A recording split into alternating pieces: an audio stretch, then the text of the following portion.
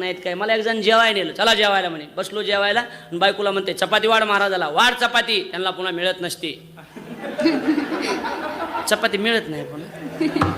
जेवण झाल्यावर मला कसं काय झालं जेवण. मी म्हणलं नंबर 1, घरी हेच खातात का?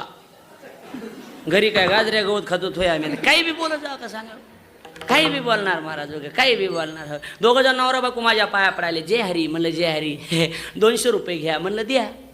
मी घेतले आणि ठुले केशात. आमच्या मंडळी कळतं तुम्हाला, मिसेस हां, तुम्ही जरा शिकलेले आहेत ना.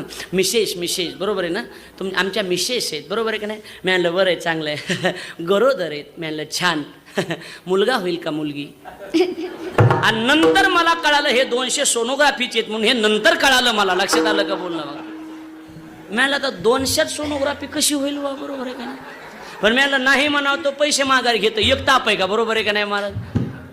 मी सहज म्हणलं जा मुलगा होणार मुलगा. ते माझ्या पुढचा होता, ते मला नाही झाल्यावर म्हणलं मुलगी नक्की होणार.